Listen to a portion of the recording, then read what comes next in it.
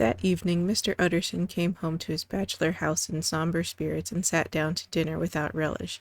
It was his custom of a Sunday, when this meal was over, to sit close by the fire, a volume of some dry divinity on his reading desk, until the clock of the neighboring church rang out the hour of 12, when he would go soberly and gratefully to bed. On this night, however, as soon as the cloth was taken away, he took up a candle and went into his business room.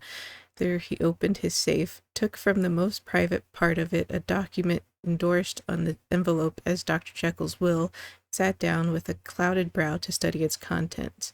The will was holograph, for Mr. Utterson thought he took charge of it now that it was made, had refused to lend the least assistance in the making of it.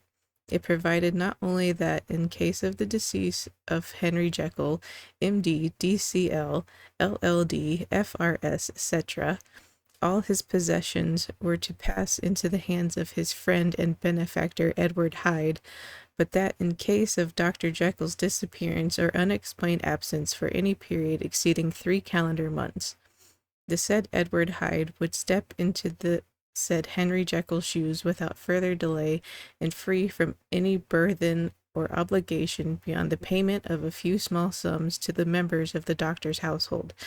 This document had long been the lawyer's eyesore. It offended him both as a lawyer and as a lover of the sane and customary sides of life, to whom the fanciful was the immodest, and hitherto it was his ignorance of Mr. Hyde that had swelled his indignation. Now, by a sudden turn, it was his knowledge. It was already bad enough when the name was but a name, of which he could learn no more. It was worse when it began to be clothed upon with detestable attributes, and out of the shifting and insubstantial mist that had so long baffled his eye, there leaped up the sudden, definite presentment of a fiend. I thought it was madness, he said, as he replaced the obnoxious paper in the safe, and now I begin to fear it is disgrace. With that he blew out his candle, put on a greatcoat, and set forth in the direction of Cavendish Square, that citadel of medicine, where his friend, the great Dr. Lanyon, had his house and received his crowding patients. If anyone knows, it would be Lanyon, he had thought.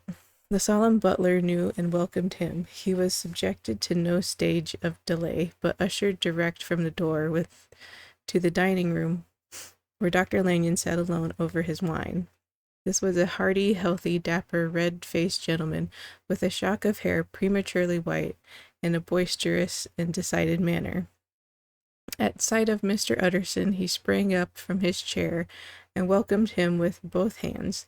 The geniality, as was the way of the man, was somewhat theatrical to the eye, but it reposed on genuine feeling, for these two were old friends, old mates both at school and college, both thorough respecters of themselves and each other, and what does not always follow, men who thoroughly enjoy each other's company. After a little rambling talk, the lawyer led up to the subject which so disagreeably preoccupied his mind. I suppose, Lanyon, he said, you and I must be the 2 oldest friends that Henry Jekyll has. I wish the friends were younger, chuckled Dr. Lanyon, but I suppose we are, and what of that? I see little of him now. Indeed, said Utterson, I thought you had a bond of common interest. We had, was the reply, but it was more than 10 years since Henry Jekyll became too fanciful for me. He began to go wrong in mind, and though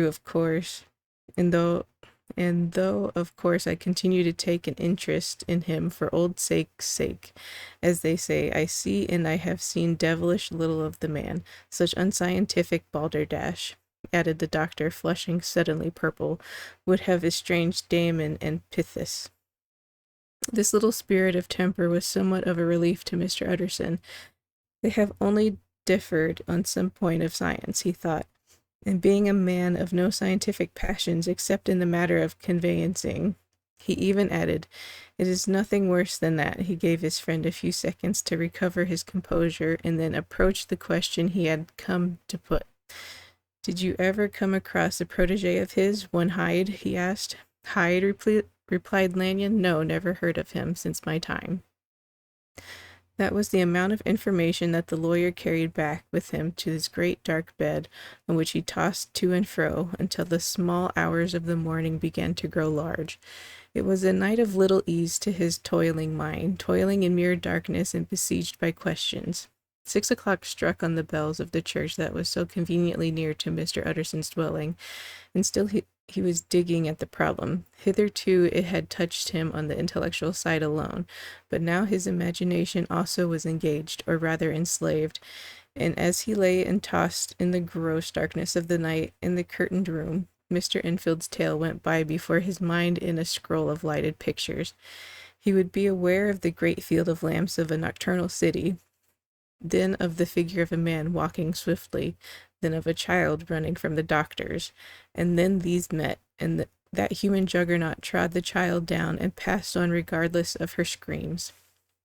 Or else he would see a room in a rich house where his friend lay asleep, dreaming and smiling at his dreams, and then the door of that room would be opened, the curtains of the bed plucked apart, the sleeper recalled, and lo, there would stand by his side a figure to whom power was given, and even at that dead hour he must rise and do its bidding.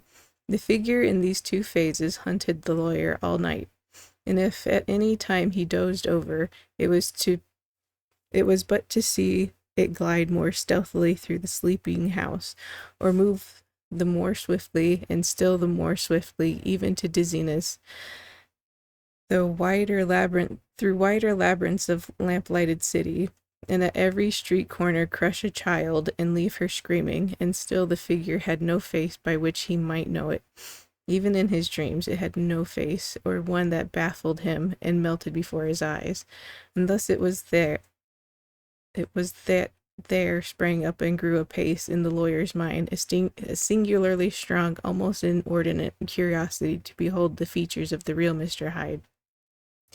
If he could but once set eyes on him, he thought the mystery would lighten and perhaps roll altogether away, as was the habit of mysterious things when well examined.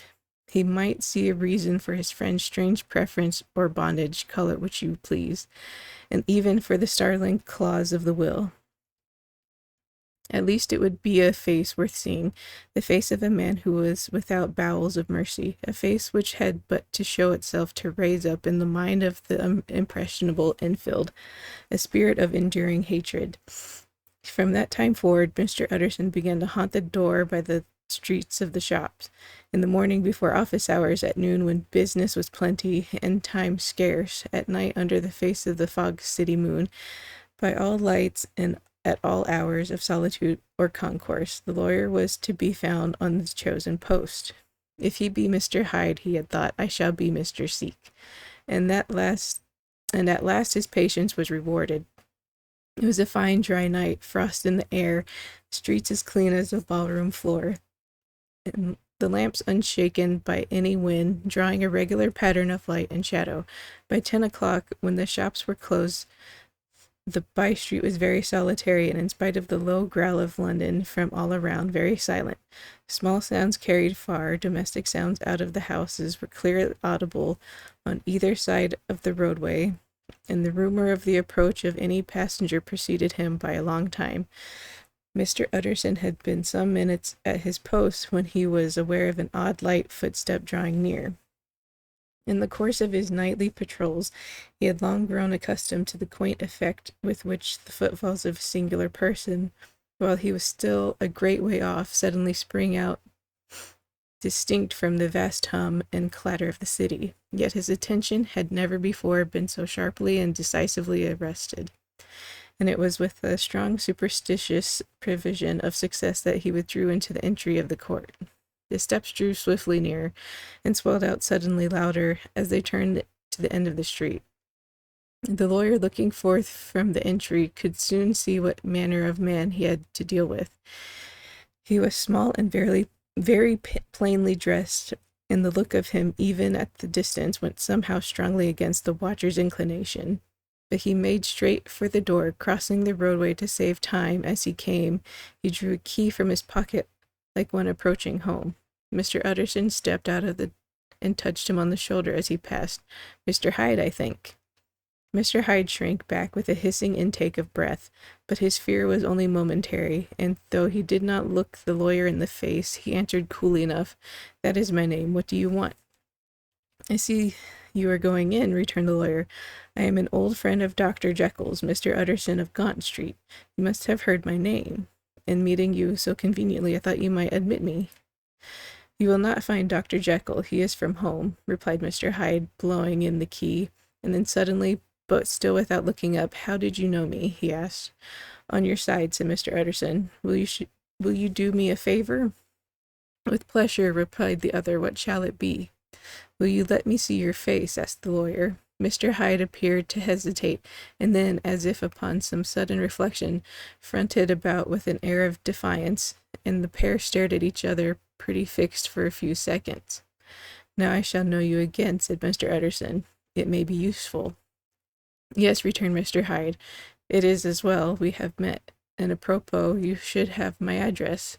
And he gave a number of a street in Soho. Good God, thought Mr. Utterson, he can too have been thinking of the will, but he kept his feelings to himself and only grunted in acknowledgment of the address. "And now," said the other, "how did you know me?" "By description," was the reply. "Whose description?" "We have common friends," said Mr. Utterson. "Common friends," echoed Mr. Hyde a little hoarsely. "Who are they?" "Jekyll, for instance," said the lawyer. "He never told you," cried Mr. Hyde with a flush of anger. "I did not think you would have lied." "Come," said Mr. Utterson, "that is not fitting language." The other snarled aloud into a savage laugh, and the next moment, with extraordinary quickness, he had unlocked the door and disappeared into the house. The lawyer stood while, when Mr. Hyde had left him, the picture of disquietude. Then he began slowly to mount the street, pausing every step or two and putting his hand to his brow like a man in mental perplexity. The problem he was thus debating as he walked was one of class that is rarely solved. Mr. Hyde was pale and dwarfish. He gave an impression of deformity without nameable malformation. He had a displeasing smile. He had borne himself to the lawyer with sort of a murderous mixture of timidity and boldness, and he spoke with a husky, whispering, and somewhat broken voice. All these were points against him, but not all of these together could explain the hitherto unknown disgust, loathing, and fear with which Mr. Utterson regarded him. "There must be something else," said the perplexed gentleman. "There's something more. If I could find a name for it, God bless me, the man seems hardly human. Something troglodytic, shall we say? Or can it be the old story of Dr. Phil? Or is it the mere radiance of a foul soul that thus transpires through and transfigures its clay countenance? The last, I think, for oh, my poor old Harry Jekyll, if ever I read Satan's signature upon a face, it is on that of your new friend." Round the corner from the by-street there was a square of ancient handsome houses, now for the most part decayed from their high estate, and let in flats and chambers to all sorts and conditions of men, map engravers, architects, shady lawyers, and the agents of obscure enterprises. One house, however, second from the corner, was still occupied entire, and at the door of this, which wore a great air of wealth and comfort, though it was now plunged in darkness except for the fan-light, Mr. Utterson stopped and knocked. A well-dressed elderly servant opened the door. "Is Dr. Jekyll at home, Poole?" asked the lawyer. "I will see Mr. Utterson," said Poole, admitting the visitor as he spoke into a large, low-roofed, comfortable hall paved with flags, warmed after the fashion of a country house by a bright open fire, and furnished with costly cabinets of oak. "Will you wait here by the fire, sir, or shall I give you a light in the dining-room?" "Here, thank you," said the lawyer, and he drew near and leaned on the tall fender. This hall, in which he was now left alone, was a pet fancy of his friend the doctor's, and Utterson himself was wont to speak of it as the pleasantest room in London, but tonight there was a shudder in his blood. The face of Hyde sat heavy on his memory. He felt, what was rare with him, a nausea and distaste of life, and in the gloom of his spirits he seemed to breed a menace in the flickering of the firelight on the polished cabinets and the uneasy starting of the shadow of the roof. He was ashamed of his relief when Poole presently returned to announce that Dr. Jekyll had gone out. I saw Mr. Hyde go in the old dissecting room pool, he said. Is that timidity and boldness as he spoke with husky whispering and somewhat broken voice? All these were points against him, but not all these together could explain hitherto undiscussed. There's something else, said the perplexed gentleman. There's something more. If I could find a name for it. God bless me, the man seems hardly human. Something troglodytic, shall we say. Around the corner of the High Street. Why is this in here twice?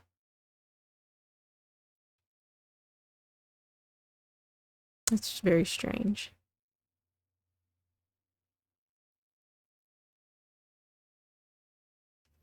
Is that right?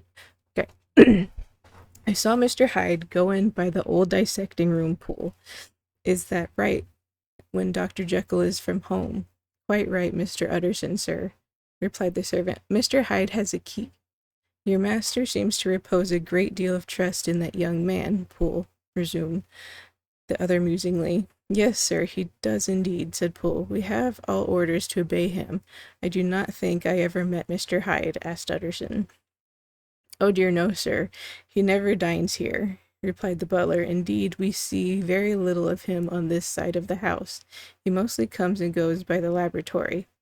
Well, good night, Poole. Good night, Mr. Utterson. And the lawyer set out homeward with a very heavy heart. Poor Harry Jekyll, he thought, my mind misgives me. He is in deep waters. He was wild when he was young, a long while ago to be sure. But in the law of God there is no statute of limitations. Aye, it must be that, the ghost of some old sin, the cancer of some concealed disgrace, punishment coming. Petty Claudio, years after memory, has forgotten and self-love condoned the fault. And the lawyer, scared by the thought, brooded a while on his own past, groping in all of the corners of memory, lest by chance some jack in the box of an old iniquity should leap to light there. His past was fairly blameless. Few men could read the rolls of their life with less apprehension, yet he was humbled to the dust by the many ill things he had done, and raised up again into a sober and fearful gratitude by the many he had come so near to doing yet avoided. And then by a return on his former subject, he conceived a spark of hope. This Master Hyde, if he were studied, thought he, must have secrets of his own, black secrets by the look of him, secrets compared to which poor Jekyll's worst would be like sunshine. Things cannot continue as they are. It turns me cold to think of this creature stealing like a thief to Harry's bedside. Poor Harry. What awakening! And the danger of it, for it is this Hyde suspects the existence of the will. He may grow impatient to inherit. I must put my shoulders to the wheel. If Jekyll will but let me, he added, if Jekyll will only let me. For once more he saw before his mind's eye, as clear as transparency, the strange clauses of the will.